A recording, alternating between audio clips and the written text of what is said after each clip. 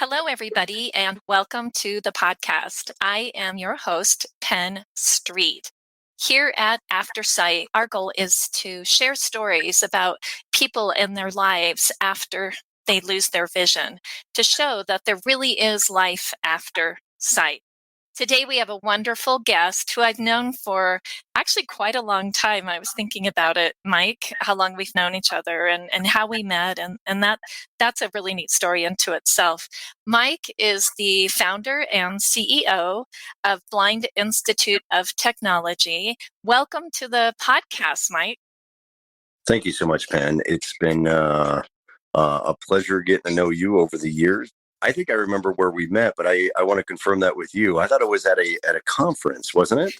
It was. We met Okay. actually in Telluride, Colorado. We were supporting actually another fundraiser for a different organization, and we met and started talking, and then our paths kept crossing at different Kept crossing. conferences and stuff. Yeah, because we're on the same path, right? We, like we, our we definitely are. Yeah. yeah. I always say like I hate conferences. However, there are always these happy stories that happen within conferences. Like you and I met you and your wonderful husband Moses at that Yeah. conference, and you guys have left a positive impression on me ever since. So Oh, well, that is definitely mutual. Well, Mike, I want to, just so that the audience gets to know you a little bit outside of Blind Institute of Technology, just to get a better feel for your background, just some fun, rapid questions. sure. If you had a theme song, or if you do have a theme song, what would that theme song be? Oh my goodness! If I had a theme song, so my so I'm old. Okay, so just prepare. You and I are about the Yeah, same age, so don't say yeah, that. yeah. Well, so I grew up. My music, like my go-to when I need to pick me up or when I'm working out is definitely like rock. I'm a rocker. So probably We're Not Gonna Take It Anymore by Twisted Ooh. Sister. So I love the idea of I'm kind of a rebel, not kind of, I'm definitely a rebel. Yes. And the world that we live in has not been built for people who are blind, low vision. And so everything that I do is with a little bit of a chip on my shoulder and saying we're not going to take it anymore. Now, clearly, I don't want to be anarchy, but I definitely am an action oriented guy. And so every time I hear that song, the drum solo and everything, I really get into it. So Yeah, and that's why I love asking this question, because I can hear the music in my head and it really yeah, gets me going. And I think it does tell a lot about what, people's personalities and sort of their philosophy 100%. in life. Yeah, Yeah. great So question. so my next one is corporate America or private enterprise. I've lived in both now, which is super fun. Have had a fantastic nearly 20-year career in private America. In corporate America, and I was successful. I learned a ton, a ton. I really did. I learned like I would not be able to have been running an organization for nearly a decade now without that corporate America experience. So now, with that said, I uh, truly love having the ability to live my vision, through the private enterprise that I have created. Yeah, I think you do need both for a balanced, economy. And why did you start Blind Institute of Technology? Yeah, BIT was started really because after nearly 20 years, I was, like I said, I started out as a coder. For anybody who remembers, the first global technology bubble that was created, it's called Y2K, or year 2000. Back in the early mid 90s, like if you could spell Y2K and you had any kind of coding experience, you were hired. And so I Wow. started. I started out in early mid '90s as a coder. Moved on to the network side of the house. So lots of certifications on there. Managed 7 and 8 figure projects over my career. However, one thing was always evident to Penn, and that was that I was the token blind person. That was it. Like I Yeah. was the person representing very large Fortune 5, Fortune 600 companies, and I was it. And here's the thing. So I also, like, I do not remember ever hearing of working side by side with somebody who uses American Sign Language as Right. as their primary language. And I don't ever remember running into, with my cane, a wheelchair. Wow. So, so it was, to me, it was always that lack of representation for me that I always had tickling in the back of my head. And so about 5 years left in my corporate career, so about 15 years ago, I started really diving into that question. Why am I the token? Why isn't Right. there more representation? And so I started doing skip levels. Skip levels are like, so you have a director, senior director, vice president, maybe an Right. SVP, and then the C level. But in corporate America, a lot of times you get VPs and other folks on the executive team and C levels who are always like, "Oh, we have an open door policy." Well, I challenge the heck out of that. So the rebel that I am, and it always Yeah. came through my career as well. And so I reached out to the CIO at the time, and I'm like, "Hey, I've got some ideas," and they were all ideas around, the corporate involvement and that sort of thing. But it started my education around cost benefit analysis and value proposition and all that sort of thing that you need to know in private America, Hmm. private industry. And some months into this relationship with this particular CIO, I told him about this idea that I had for BIT, early ideas about BIT. Yeah. And he helped me cultivate the initial thoughts of the business plan and market analysis. And he was telling me like early on, he goes, "Mike, I really think you have something here. There might be like a really fundable type, enterprise you have going on here." And so after, deliberating with my wife of, at that time, for a long time, we've been married Yeah. 27 years now. But she was super, I mean, again, I was the breadwinner of the house, but she was, with total support, allowed me to leave my six-figure income to start Blind Institute of Technology. So yeah, so it's been a very collaborative, but like, and that's why I say, like, corporate America to where I am now, super beneficial to everything that is BIT. And BIT, ultimately, we act as a nonprofit staffing agency for blind, visually impaired professionals and the broader professionals with disabilities community. So we literally stay in business because we get individuals from our community, Penn, gainful Yeah. employment.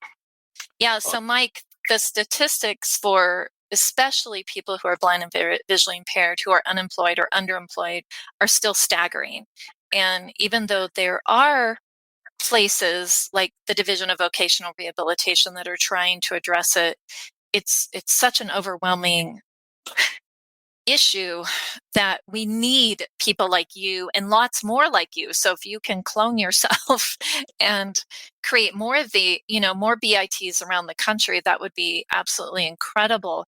How do you, Mike, like, obviously, if somebody gets gainful employment, that's a success. But what is your measuring stick for how you feel like okay, I've made an impact? Like, what's your measuring stick for success in this area? That's a great question, Penn, and I get pretty fired up over this topic because, well, first of all, like, I would love to have, and you have no idea how many of the blindness organizations sat down and met with their CEOs and talked about collaboration. Okay, Yeah. so, and I'm going to leave. They're going to remain nameless, Yeah. uh, but appallingly, they want nothing to do with what we're doing. And these are the biggest blindness organizations out there. But Right. since it's not their mousetrap that they've created, they don't want to be part of it. So to me, it's appalling.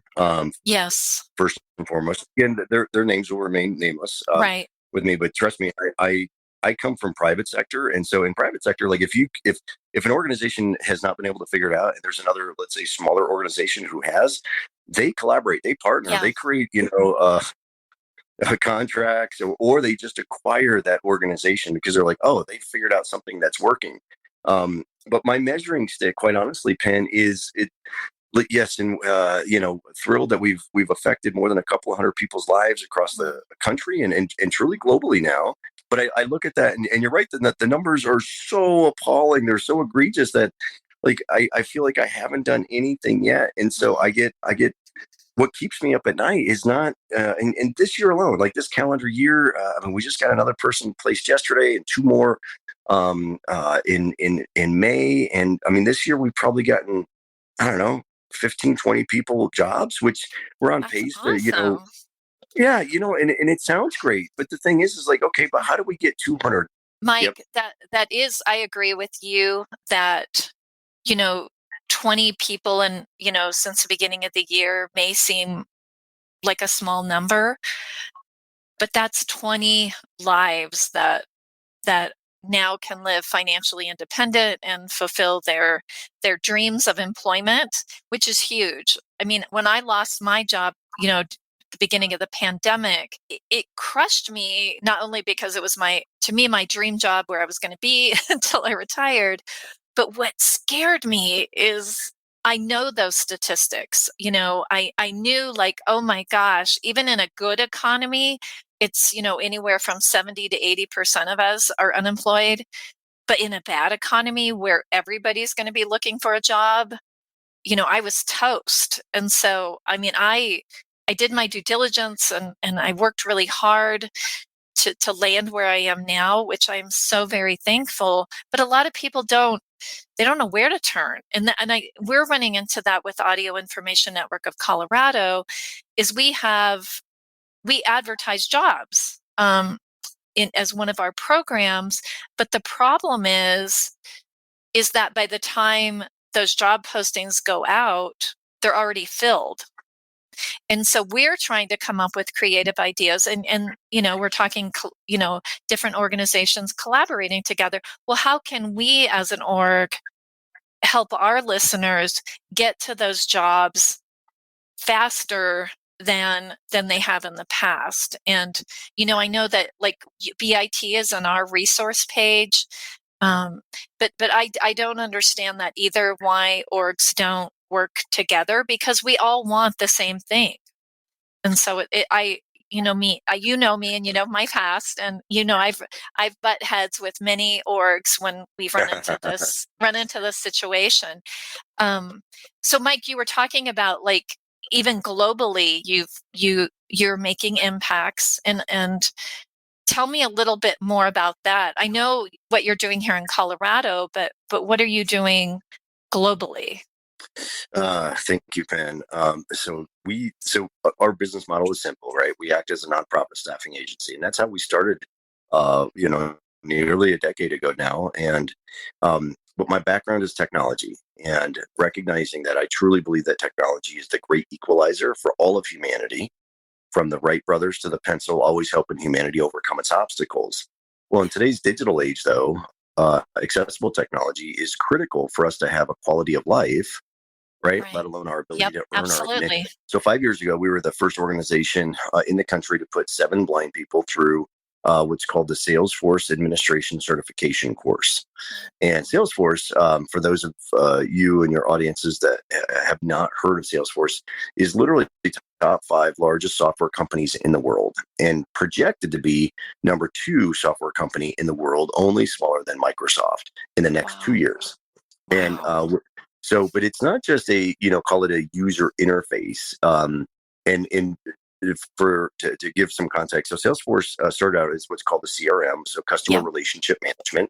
And so for any organization that tracks, customers that are coming in during the sales cycle, they're the premier CRM to have. But Yeah. they've expanded to doing so much more than just, managing, call it the sales process.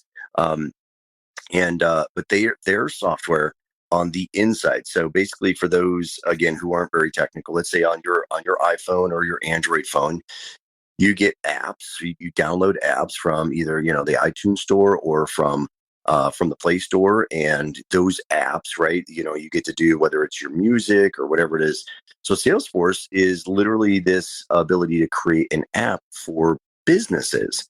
So that way you get to manage certain functions, whether it's your data analytics, maybe it's your marketing, but all these are able to be confined within your, call it, app, Right. within Salesforce, your Salesforce app. It would be your Salesforce instance for your organization. Well, it's not just the user interface that is completely accessible with Salesforce. It's all the inner workings. So in other words, a totally blind person with a screen reader, and a free screen reader, by the way, and VDA. Yeah. Because globally, when we work with totally blind people across the globe, they don't have JAWS. Right. They don't have DVR, ladies and gentlemen, across the Right. globe. So they are absolutely using a free screen reader, NVDA. So between NVDA and Salesforce, they're able to actually build these instances wherever they are across the globe. And so because of the accessibility of Salesforce, we're literally able to put folks through this training, get them certified, and therefore put them on projects. And we've completed projects now on 3 continents. And Wow. so, yeah, and it's super fun to, like work with these folks from all these different accents and walks of life. Like right now, we have 5 students from Italy alone that are Wonderful. part of our current cohort. So that's how we're making a global difference. Well, and I think that's a great great indication that your measuring stick is, you're raising the bar. It's not just you're helping Coloradoans, it really is a global experience. And I am very familiar with Salesforce. At my last job, I was the Salesforce guru. So it's a great application and tool for any company. So that's really exciting that VIT is involved with that, and that you're plugging you're plugging that hole, right? That big gap that's so massive for people who want to get into that field. So Mike, can you tell us just, as much as you feel comfortable sharing about your actual journey into blindness? Sure. Did you start your life with vision loss, or did it happen later in life? It was all through. Like my earliest memories, Penn, were of me. Like some of my earliest memories, I still remember this vividly. This is back, like, again, I'm an old guy, so back when you didn't wear seatbelts. But I remember Yeah. standing up in the back, behind my mom in her seat, and I remember watching the road in front of her, and it would scare me how quickly the cars would come up on her. And I remember thinking, like, oh my, I guess you just get used to that, driving, because of course I didn't know at that point in time. Because again, as a little kid, call it a 5-year-old kid, you feel like you see like everybody else. And Right. I had enough vision to kind of do things, but I clearly didn't have enough, depth perception. I didn't have all those other, but it wasn't until first grade when they did the first eye, they Oh, put your right. head in this kind of helmet thing, and the attendant's like, okay, what color balloon is closest? And I was like, Right. what colors do I have to choose from? And that's what got me started. And so they sent me over to the optometrist, and I grew up in a small town in Ohio, Northeast Ohio. And that optometrist told my mom that I was faking it, and gave me a placebo pair of glasses, and told my mom to, force me to sit, 6 feet from the TV, because I would always sit close, Right. and all these kind of things. And my mom knew literally within hours or days, like that was BS. And so Right. went to the next town over, ultimately ended up at the Cleveland Clinic, which is a Mm, renowned, eye institute there in absolutely. Northeast Ohio. And several eye doctors visits later, they did some experimental. They pulled my eyes out and did all kinds of stuff. Right, as a Right. young man, and all I remember is pain. I remember in the final visit, Dr. Dong, I'll never forget. Not very good bedside manner, because my memory as a 7-year-old boy was, he comes out and he tells my mom, he goes, Mrs. Hess, your son has got the earliest onset of macular degeneration that we've ever seen. Now they misdiagnosed me, because again, this is the 70s, uh, Right. and your son will be totally blind by the time he turns 18. And I look up at my mom, Pan, and I say, Mom, what's blind? Oh. And all she said was, and this always brings tears to my eyes. She's like, just means you're going to be special, honey. And Oh. I can't Yay, imagine mom. totally, like, the strength that my mom had at that point Oh, in time, not to break down. And and I truly believe that was the seed that just said, like, yeah, I'm different, but I'm special. yeah. I'm not different in a bad way. And I think Right. that's, so our blindness vision, and I've met so many folks from the blindness community who and this is a perception. It's a stigma out there around blindness. Like, oh, it's so horrible, and it's so this, and it's so that. Right. I've lived an amazing life, Ben. Yeah. Yeah. And my mom, and as my eyesight started to degenerate, I actually ended up getting properly diagnosed when I was older. I got a cone rod dystrophy, so it's similar to a MAC or Stargardt's and that sort of thing. Right. I was going to It's say, is it close to Starsguard? yeah, and it's super similar. It's Yeah. retinal degeneration. And Yeah. um, so a lot of similar traits. Along that way, but I just remember like growing up, kind of. I mean, I had friends and I could do stuff. I couldn't do everything. Obviously, I could never drive. I had to start using large print books right away, and so I was, my they didn't call it bullying back in the day, but Right. I that's know. absolutely what it was. Yeah. Now, one of the things that also kind of forged my personality that was attributed to my mom is there were 8 straight school years that I was in a different school and sometimes a different state. So my Wow. mom, I think, in a previous life was half nomad. So so therefore I was I was always the new kid, always the new blind kid, and so therefore I was what's called a target, so for Yeah. the local bully, that sort of thing. So I, in my again, back in the day, again, I do not condone this at all. Like, there's we need to use words, not fists and all Right. that sort of thing. But my mom was, she's like, they call you a blind boy, you punch him in the mouth, that kind of thing. So again, the rebel in me, like, you could see how, like, that, and we're Yep. not going to take it, all that kind of stuff from the Yeah. We're not going to beginning. take it anymore. Yeah, Yep. like, it was seared into, like, who I was as a being. And so I, uh, obviously, my mom was just like, hey, if you want to go to your friends, you got to either walk there, or catch the bus. Like, I mean, it was all those kind of things where, like, I wasn't coddled. I wasn't my mom. I always say she always put firm foot to ass. Like, she, well, nowadays I call it gently nudging. But Yeah. it was, so my mom was kind of old school. She was kind of hardcore, but she really forged this, like, yeah, you're going to fall down. Yeah, you're going to run into things. You Yeah. might, you might even get bumped into by a car, but don't Yeah. let that stop you, Oh. from experiencing life. And truly, like, I've traveled, just a couple of weeks ago. I mean, I flew all the way to Puerto Rico, like, all by, 5 planes, 5 different airports, Yeah. um, all by myself, just me, my cane. And every Yeah. single time, like, I'm always like, I find amazing people everywhere I go. That's Amazing right. people. So, because I'm amazed at how many people will just be like, sir, do you need help? I'm like, well, possibly, like, I'm just, Yeah. so, and, Yeah. so it's like, blindness is this stigma and this perception, and I get it. It's hard, and sometimes it Yeah. really sucks, and it's isolating, and there's these, you feel so disconnected, and I get all of that. But Yeah. there's another side where you're, like, I always say, like, because again, I get to go to so many different cities now, and countries, and meet people all over the place. And so I always say it's like the 19th commandment. Didn't make the top 10, but it was the 19th commandment. Thou shalt not be a jerk to the blind guy. Um, Again, it didn't make the top 10. I can see t-shirt. I can see a t-shirt there. Yeah, right. It happens. I'm amazed at how many times, and I've come across a few jerks, but more, Yeah. 98% of the time, Yeah. like, there's somebody there who's just like, now clearly I'm inviting, and clearly I allow people to, approach me, like, because Yeah. the onus is on us to be approachable or not. Absolutely. Absolutely.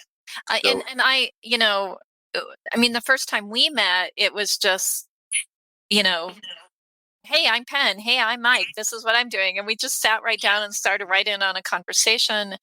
And it's just been so amazing. I just remember that first conversation we had to what you're doing now. It's just, it's oh, okay. amazing to me. And I'm so I mean, that was early. grateful. Yeah. That was so early on, Penn. Like, Yeah, I it obviously, was.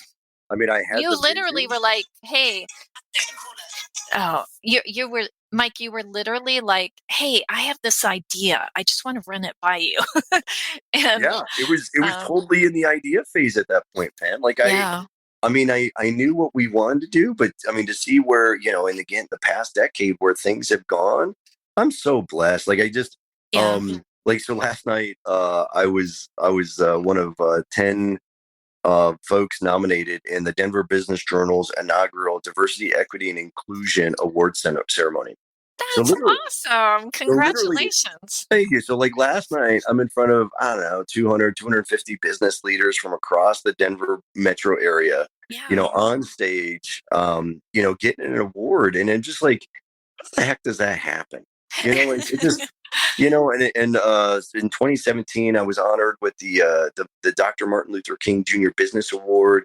Mm, And and again, the bar has been well. And here's the thing. So, and I'm so appreciative of these awards. And this isn't from a yeah. braggadocious because again, I don't feel like I've done enough yet. There Yeah. are so many folks that listen to your podcast that are like, I just want a job. and Yeah. and and so I don't feel like we've done enough yet, and that's what Yeah. continues to drive me. But Yep. I believe that these awards too are an indication that, quite honestly, the bar has been set way too low for our community, Penn. and Absolutely. and it's incumbent upon us as a community to raise that bar. Absolutely. I we I we totally we agree with that. deserve a seat at the economic table. We deserve that Absolutely. seat. But it's incumbent upon us to fight for it, to be rebels. Absolutely. Yeah, and I talk about that all the time, not just on the podcast, but you know me, whenever I'm in front of either one person or 1,000 people, I'm an advocate for that. That the world needs to stop making decisions for us. We need to start making decisions for us and to have that seat at the table so that we are able to do that. And to go back to your awards, Mike, one of the thing with awards is I feel like, okay, I must be doing yes, it's not about the award, but it's acknowledgement that people are paying attention. And No, people and are definitely true. paying attention to BIT and to Mike Hess and what No, you are thank you. doing. I appreciate that, Pan. And please, I mean, I'm honored. Like last night, again, hundreds of business leaders in the audience, literally CEOs of some of the biggest companies in the country were in attendance, and I'm honored with that. I truly am Yeah. honored with that. In the back of my mind, I'm like, but I haven't done enough. And there's so many of our community that they're just looking for a shot. And I hope for anybody who's listening today just realizes like, okay, so it's an attitude shift. And Yep. we've got to, as a community, stop being so sidelined, like, oh, I'm only an NFB, or I'm only an AFB, or I'm only an ACB, or like, no, we're Right. we're actually all community members, and we actually share a very similar path. And Absolutely. let's unite. Let's have a common, this, like, again. So the nice thing about like what we do with workforce development, it's completely nonpartisan. Right. It's completely not bipartisan. It's nonpartisan. Right. Workforce development is a nonpartisan issue. Yeah. So if any of your community members are looking for actual gainful employment work, please go to our website. Please go to Blind IT. Blind is unable to see, blindit.org, and click on the candidate button. Our website is 100% accessible. It's got Yep. dark mode. It's got light mode. It's amazing. It's a badass website. So It go is. out there, click on our website, okay, and get the ball started, because we're here for you. And together we make that difference, Penn. So thank you for today. Thank you for the opportunity to speak to you and your audience today. I so love what you're doing. I so love you. And I honor Oh, you for all the difference that you're making, Penn. So thank you for thank everything. thank you, Mike. And for the audience out there, the Mike's contact information, including the website, will be in the show notes. And if you do want to reach out, if you've missed that and you want to reach out to Audio Information Network of Colorado or myself, my email is penn, at aincolorado.org. And you can also go to our website and you'll get a direct link to BIT, and that's aincolorado.org. And just a couple more things, Mike. What's next? What's next for Mike Hess? Whew. Global domination. No, but truly, I mean, it's more like our latest cohort. I had nearly 70 students from across the globe. We've already had more than 100 students take our courses this calendar year, Oh, from literally from the Philippines to, I mean, I talked to a young lady yesterday from Spain. The blind visually impaired community, like we walk a very similar path. We know the challenges. And so to me, like next year alone, I'm aiming to have more than 200 students through our academy alone. Um, my goal is to literally get 10,000 blind visually impaired professionals gainfully employed. That's my wow. goal. That's awesome. That's awesome. Mike, do you have any questions for me? Do you have a question that you've been dying to ask Penn Street? When's your birthday? Do I have to tell you the year? No, Well, I will. I am proud to have lived all the years I've lived and look forward to more. March 24th, 1968. so we are, yeah, okay, so you're an Aries like me. You're an Yep. Aries like me. Okay, Yep. so I'm an April Fool's guy, which tells you a lot about my personality. Okay, and favorite dessert, Pen? Ooh, anything to do with chocolate. And it's got to be good chocolate, not like cheap, Yeah, like chocolate Hershey's, yeah, pudding chocolate. It's got to yeah, be decadent. If I'm going to eat it, it's got to be chocolate.